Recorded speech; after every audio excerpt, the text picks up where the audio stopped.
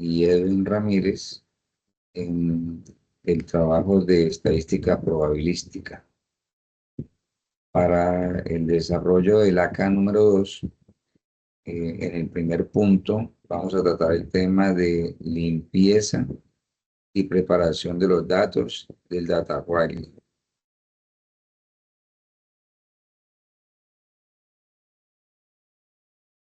Como para empezar, vamos a utilizar se importan las librerías necesarias para el análisis y la visualización usando pandas, que es esencial para la manipulación y análisis de datos, especialmente para cargar el archivo .xlsx en un data frame y realizar cálculos estadísticos descriptivos de manera eficiente. También usamos el NumPy, que proporciona soporte para arrays y funciones matemáticas de alto nivel, que muchas funciones se manejarán directamente con pandas. El matplotlib.pylor y Seamburg son las librerías estándar para la visualización de datos. En Python, Searbun se utiliza para gráficos estadísticos atractivos y complejos, como Bplot e histogramas, mientras que el matplotlib se emplea para personalizar y generar gráficos básicos como barras y pasteles.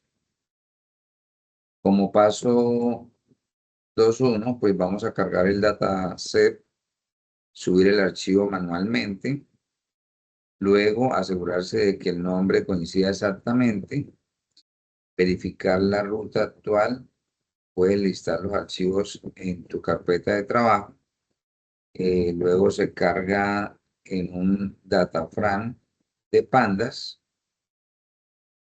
se hace revisión de los registros y en este se utiliza el atributo shape para confirmar el número total de registros, filas y atributos y columnas. Para esto tenemos 2.240 filas y 29 columnas. Luego miramos los tipos de datos y uso de memoria, info. En el método info proporciona una salida estructurada sobre el tipo de dato inferido, el dtype para cada columna y el conteo de valores no nulos. Siguiendo con esto, hacemos el conteo de valores nulos, .inna, .zoom. Este se utiliza encadenamiento de ISAN que crea una máscara booleana y .zoom que cuenta las trues, es decir, los nulos por columna para un diagnóstico rápido de datos faltantes. En detección de registros duplicados, .duplictag y .zoom se verifica la existencia de filas completamente idénticas, lo cual representa redundancia y potencialmente sesgo en el análisis. Luego de esto se mira la limpieza y transformación de datos. En el paso B1 se hace eliminación de registros duplicados. Se utiliza el método duplicate para eliminar cualquier fila que sea idéntica en todas sus columnas. El argumento inPlus igual a true modifica el data frame original. Luego de esto, pues en el paso de 2 hacemos el tratamiento de valores faltantes, imputación y eliminación basados en la expresión previa, paso 3.2 del informe anterior. Se asume que la columna income, ingreso anual, es la principal fuente de valores faltantes. NaN se aplica la imputación por la medida robusta contra los Euler. Basado en esto, miramos los valores faltantes en income, ingresos imputados con mediana 51.381.5 que esto significa que en la columna income data frame habían valores nulos y lo reemplaza con la mediana de esa columna que resultó ser 51.381.5. Esto es un proceso de imputación de datos faltantes muy común en análisis de datos. Luego se mira el paso B3, conversión de año de nacimiento a edad, donde se crea el nuevo atributo AGED, edad, restando el año de referencia, o sea, con el año de nacimiento, 2025, según la solicitud. Esto transforma un dato histórico en una variable de contexto temporal relevante. Para el paso B4, ajuste del tipo de datos de la variable objetivo, se asegura que la variable objetivo respuesta a la campaña típicamente binaria 0,1, sea de tipo entero IN, para facilitar el uso de modelos de clasificación. Luego la selección de variables relevantes, PEU Selection. Se crea un nuevo data frame de análisis conteniendo exclusivamente los atributos identificados como cruciales para el modelo de predicción o análisis de segmentación, minimizando la complejidad y el ruido de datos. En la verificación final de la estructura post-limpieza, se realiza una inspección final sobre el data frame resultante de F-análisis para confirmar la limpieza, las transformaciones de tipo y calidad estadística antes de proceder al análisis. Con esto, entonces, en el info confirma la ausencia de valores nulos en la columna no null con y los tipos de datos finales. Como resumen estadístico en el paso D2, proporciona un resumen de medidas de tendencia central y dispersión esencial para identificar los outliers residuales o problemas en la escala de la variable numérica income y PI, que es la edad. En los outliers podemos ver que hay unos ingresos de 666.666 y edades de 132, que son valores no congruentes, sospechosos, y pues eso lo podemos visualizar los datos en el COLAC. Las observaciones importantes, como lo mencionábamos, son esos valores de los ingresos y de la edad. Conviene revisarlos. La distribución de mayoría de clientes no tienen hijos, adolescentes en casa. También como conclusión podemos mirar que en la campaña la tasa de respuesta es baja, el 15%, lo que puede ser un reto para estrategias de marketing. En resumen, tu dataset describe clientes con ingresos muy variados, edad promedio de 56 años, pocos hijos, adolescentes en casa y una baja tasa de respuesta a la campaña. ¿Quieres que te muestre cómo visualizar esta estadística con gráficos, histogramas y VosPlot para detectar mejor el ORIS y distribución de cada variable? Podemos generar histogramas, que son los que estamos visualizando, donde podemos con esto mirar o visualizar los resultados. También podemos ver en las gráficas del VosPlot los bigotes que muestran el rango normal de los datos. Los puntos fuera de los bigotes son outlier, ejemplo, edades de 132 o ingresos desproporcionados, como lo hemos mencionado. ¿Qué podemos observar? En el INCON un rango muy amplio, como ya lo hemos mencionado. Las edades también algunas sospechosas como de 132 años. Los Kid Home o Teen Home, la mayoría en 0, algunos en 1 o 2.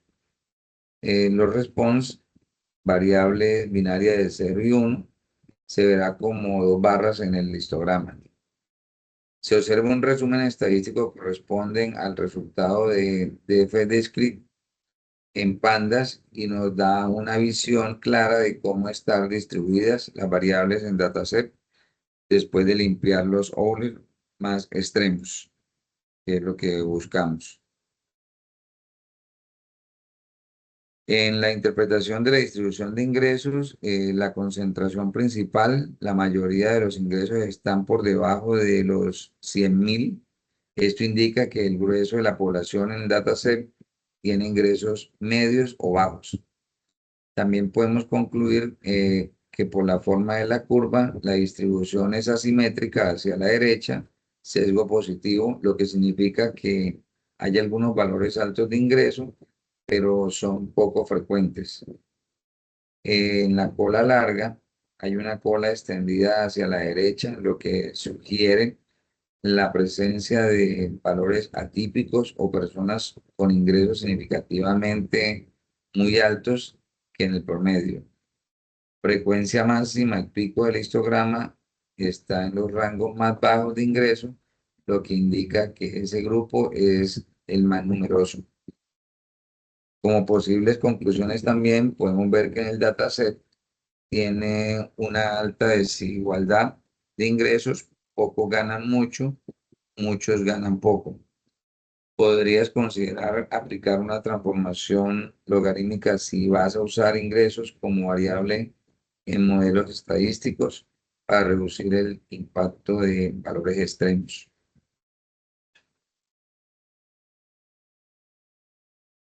En la interpretación del Box-Plot, distribución sesgada positivamente, la caja está más cerca del extremo inferior y los bigotes se extienden más hacia arriba. Esto indica que hay muchos ingresos bajos y unos pocos ingresos muy altos. Los puntos individuales por encima del bigote superior representan personas con ingresos excepcionalmente altos. La medida está más cerca del 25%, lo que confirma que la mayoría de los ingresos están en el rango bajo o medio. Bueno, esas son como las conclusiones que podemos observar ahí. En la interpretación típica de este tipo de gráficos, podemos ver que el nivel educativo predominante o generalmente la categoría de graduación universitario suele ser la más numerosa en este dataset. Esto indica que la mayoría de los clientes tienen estudios universitarios. Otros niveles relevantes, como posgrados y máster, aparecen en segundo lugar, mostrando que hay un grupo importante con estudios de posgrado. En básico, suelen ser los menos frecuentes, lo que refleja que pocos clientes tienen educación básica o secundaria. Implicaciones para el análisis del marketing. El perfil educativo puede influir en el nivel de ingresos, en la respuesta a campañas y el tipo de productos consumidos. También clientes con mayor nivel educativo tienden a tener ingresos más altos y pueden ser más receptivos a ciertos productos premium.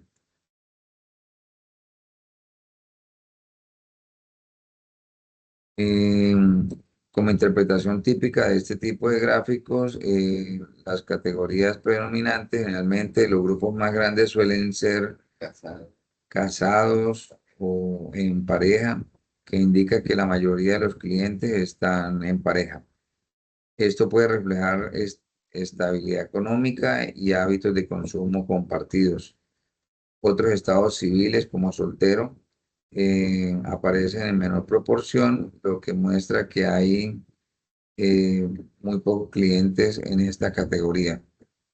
Viudos suelen ser el grupo más pequeño. implica para análisis de marketing que el Estado civil puede influir en el tipo de producto comprados, familias versus solteros. También puede afectar la respuesta a campaña. Parejas pueden estar más interesadas en productos para el hogar, mientras que solteros en experiencias individuales. Bueno, en resumen, la base de clientes está compuesta principalmente por adultos de mediana edad con ingresos medios, aunque existen valores extremos tanto en edad como en ingreso.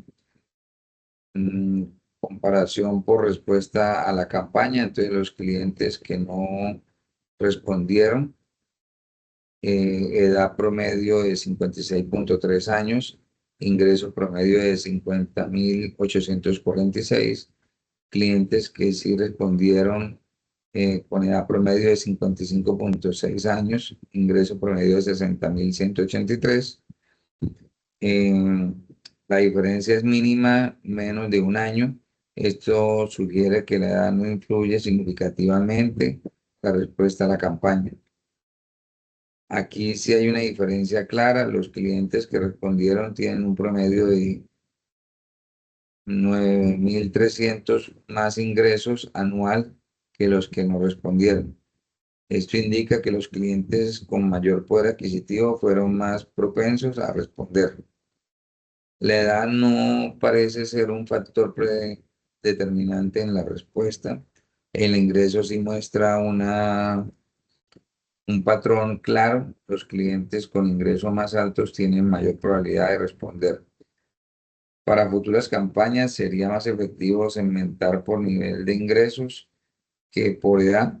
Además, conviene revisar los outliers, clientes con ingresos extremadamente altos o edades poco realistas, porque pueden distorsionar los análisis. Eh, ya, continúa Leonardo. Bueno, vamos a analizar ahora el punto número 3, que es el análisis bivariado. Eh, para el punto número 3,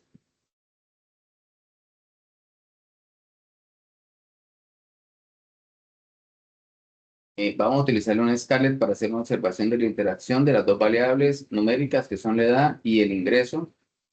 Y vemos correlando los puntos según la variable categórica de respuesta. Vamos a observar el,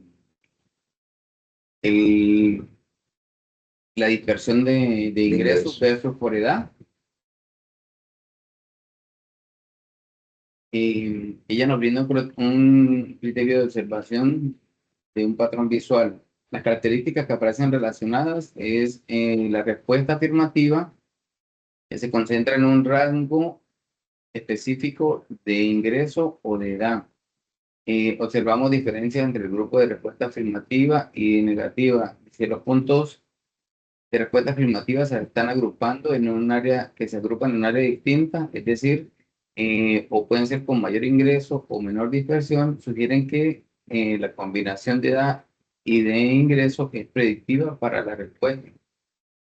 El patrón visual que nos sugiere el gráfico es probablemente que los clientes que respondan afirmativamente, o sea, los que aceptaron la oferta, se encuentren en un rango de ingresos mucho más altos que la media general. Independientemente de su edad, esto sugiere una fuente de independencia de la respuesta con el poder adquisitivo. Posteriormente vamos a vamos a crear creamos un código que nos calculara las estadísticas de los patrones, ¿sí? Promedio de ingreso por respuesta. Luego hicimos el análisis correlacional con el mapa de calor.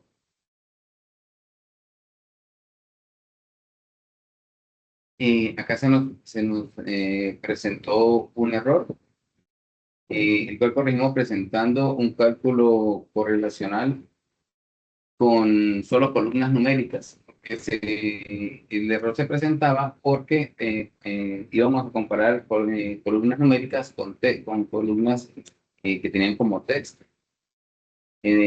Por eso se presentaba el error, simplemente pues lo corregimos eh, haciendo esta correlación solamente con las columnas numéricas.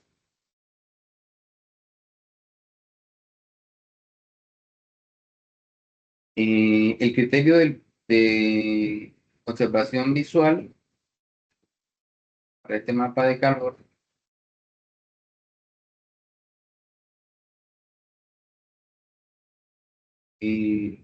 dice que las respuestas positivas se concentran en un rango específico,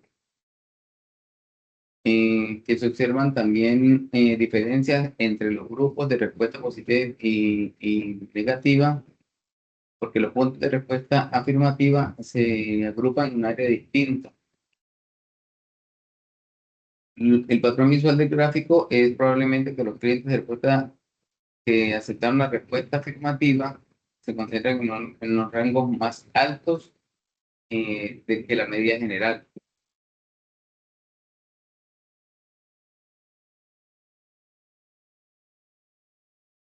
¿Qué variables, qué variables nos aparecen correlacionadas? Las variables que nos aparecen correlacionadas.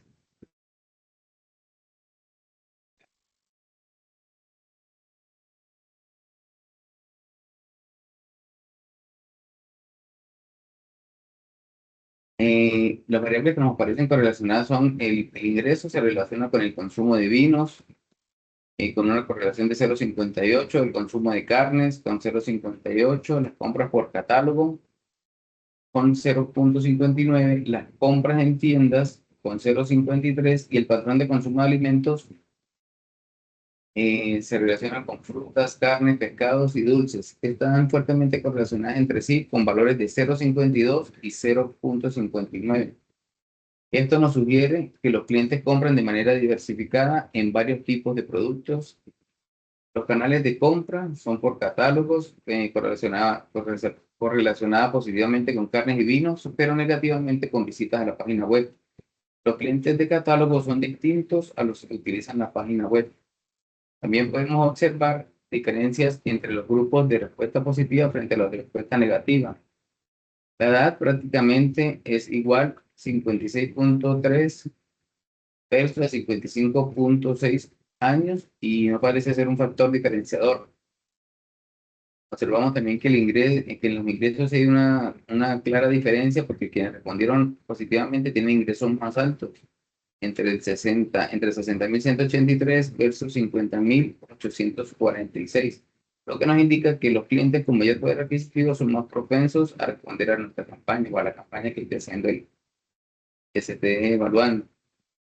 Y el patrón visual que nos sugiere este gráfico también, el Scarlett versus edad de ingreso, por respuesta se observa que los puntos de respuesta positiva tienden a concentrarse en los niveles de ingresos más altos, que no hay una separación clara por edad y los colores se mezclan en los rangos de edades. Y el patrón visual sugiere que el ingreso variable que marca la diferencia en la respuesta, mientras que la edad no genera un patrón evidente.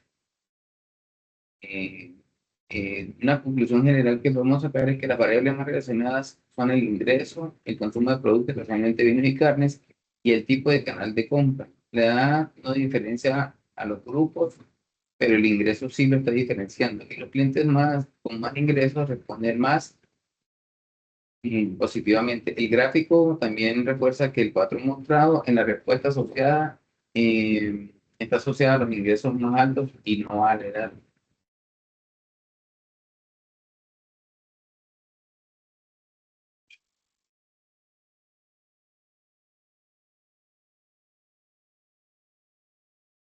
Y veamos la correlación, vamos a ver el punto número 4, que es el modelado probabilístico.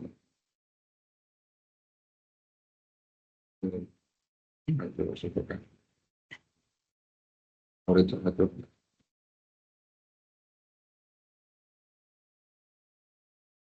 Vamos a mirar la parte del modelado probabilístico.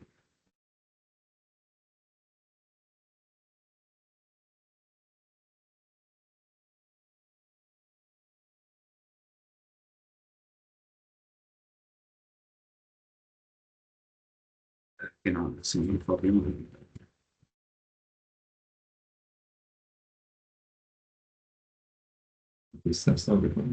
Ujú. Reflexión. Gracias.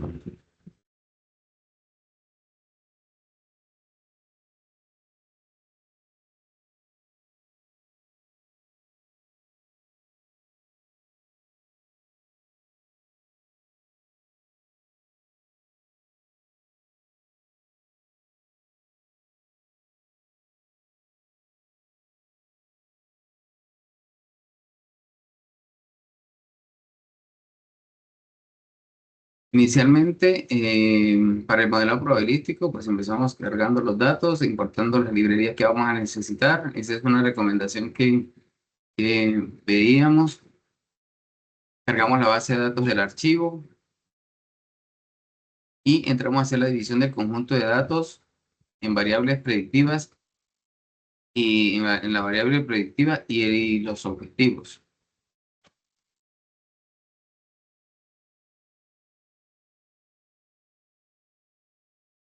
Las variables predictivas son variables independientes utilizadas para la estimación.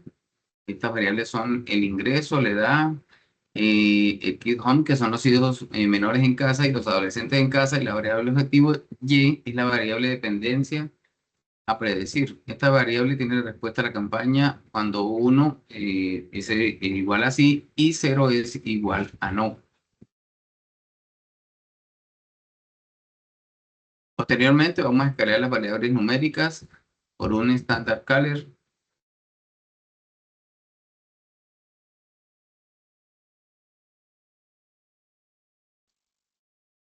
La regresión logística se beneficia de la estandarización de las variables en estándar caller porque transformamos los datos en que su medida sea 0 y su desviación estándar sea igual a 1, lo cual es crucial para variables como el ingreso y la edad, que tienen rangos muy diferentes a los de los menores en casa y la de los eh, adolescentes en casa. Ahora vamos a separar los datos. Vamos a separar los datos para el entrenamiento y la prueba. Vamos a dividir el conjunto de datos escalándolos en dos subconjuntos, es decir, el de entrenamiento, que es utilizado para que el modelo aprenda los patrones, y la prueba test, que es utilizado para evaluar el rendimiento del modelo con datos que no se han visto. Si utilizamos un test talla 30%, es decir, de 0.3.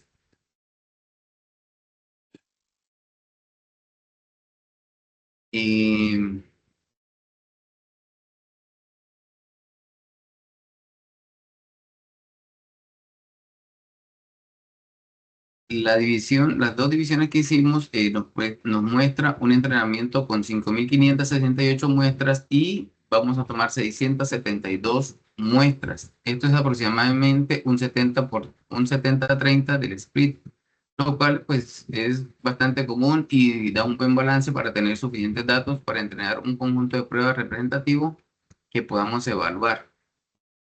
Posteriormente procedemos a entrenar el modelo, inicializando el modelo de regresión logística, y se entrena utilizando los datos de entrenamiento. La regresión logística utiliza la función sigmoide para mapear una combinación lineal de las características probabilísticas entre el 0 y el 1.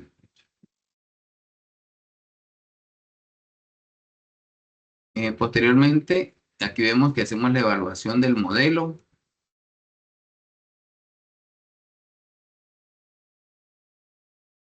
Aquí se evalúa la capacidad del modelo para precisar las respuestas en el conjunto de prueba. XTEST, utilizando métricas claves como el informe de clasificación y la matriz de confusión.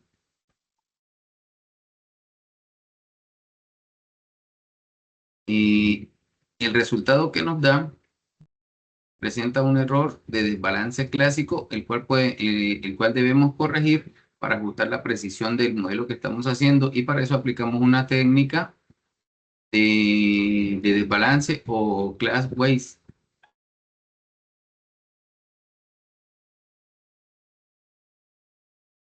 La clase 0 cuenta con 572 muestras en el test, prediciendo perfectamente un récord de 1 y la precisión es de 0.85. La clase 1, con 100 muestras en test, nunca fue predicha. Sí, en el récord nos queda con 0.0 y la precisión es de 0. El modelo que quedó con la estrategia siempre predijo 0, lo que da un accuracy de alto de 0.85 porque la mayoría de las muestras son de clase 0. Los warnings que aparecen, porque el Scarlett no puede, los warnings aparecen porque el Scarlett no puede hacer cálculos simétricos cuando no hay predicción para una sola clase. Entonces, para poder hacer eso es que para poder mejorar esa parte es que aplicamos la técnica de balance del class ways,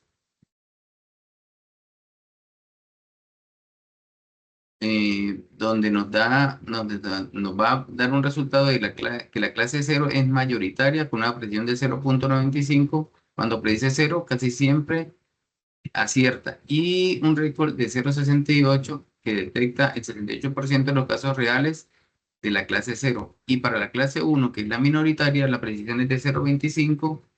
Cuando predice 1, solo el 25% son correctos. El récord es de 0.60, logrando identificar el 60% de los casos reales de la clase 1. El accuracy global es de 0.67, bajo, bajo el respecto al modelo anterior, pero ahora sí está reconociendo la clase minoritaria. El macro promedio es entre 0.58 y 0.64, reflejando así un mejor balance entre ambas clases. Esto pasa, es muy típico cuando se aplica el class weights. El modelo sacrifica algo de desempeño en las clases mayoritarias para empezar a reconocer la clase minoritaria.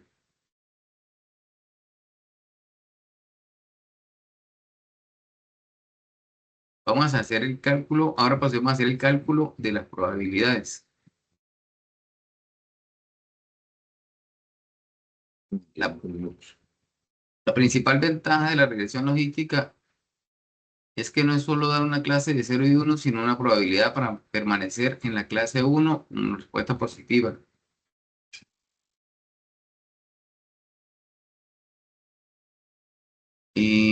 Cada valor es la probabilidad estimada en que la muestra pertenezca a la clase 1.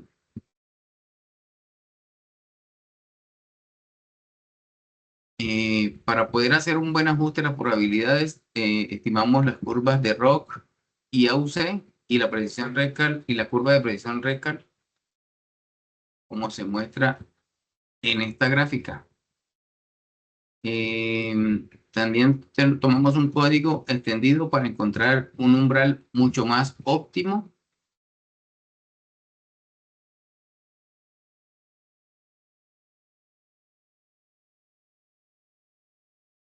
Para lograr un umbral un poco más óptimo.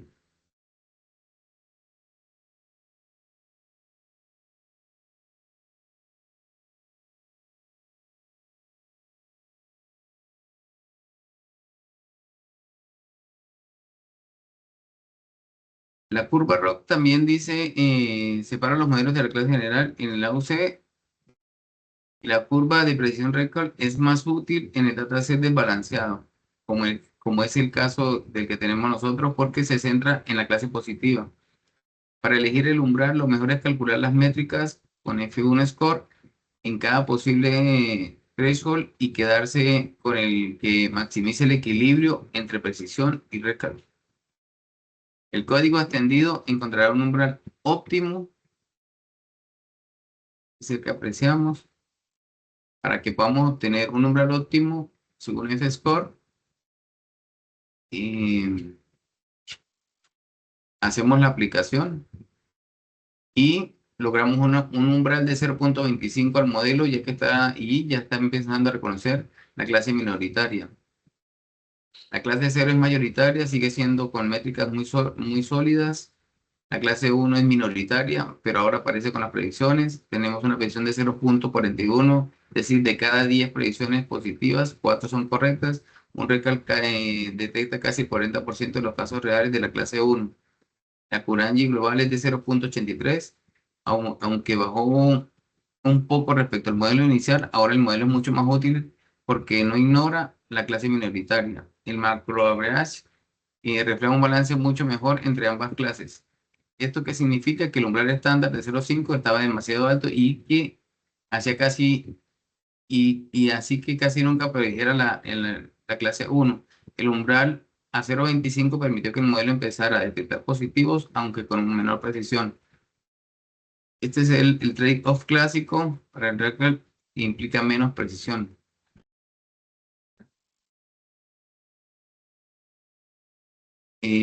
Vamos a visualizar la función sigmoide, que es la función de la curva, cómo se comporta.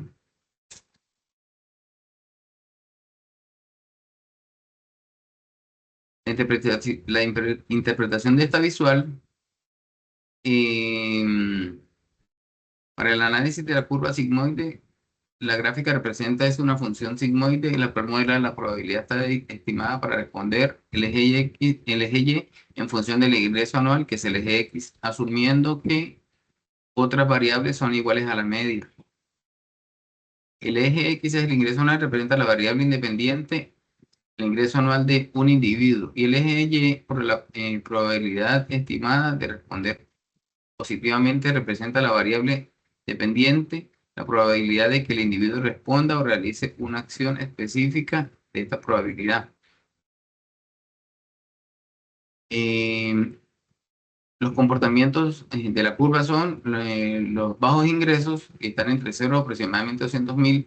La probabilidad de respuesta es baja, inicia aproximadamente en 0.1 y crece a una tasa acelerada. La pendiente es cada vez más pronunciada. El punto de inflexión es la zona de mayor crecimiento, aproximadamente de 200.000 a 400.000. Es la zona donde la probabilidad crece más rápidamente por cada unidad de aumento en el ingreso. Alrededor de un ingreso aproximado de 300.000, la probabilidad es aproximadamente de 0.7 y el crecimiento comienza a desacelerarse. Para altos ingresos, a partir de la aproximación 400.000, la probabilidad se acerca al límite superior. ¿Qué representa esta característica que nos muestra la curva para el negocio? Si asumimos que la respuesta modelada podría ser probabilidad de que usen el cliente una compra específica y que participe en un programa de fidelidad o un producto premium. El gráfico ofrece información clave para el supermercado. En resumen, el gráfico ayuda al supermercado a segmentar los clientes por ingresos y a optimizar su estrategia de marketing. Los recursos de promoción deberían enfocarse en el segmento de ingreso medio para lograr mayor impulso en la probabilidad de respuesta, mientras que el segmento del ingreso alto debe enfocarse en la fidelización y el valor. Así, de esta manera, pues terminamos de hacer el análisis y el modelado de conformidad con lo que nos solicitaban en el AK número 2.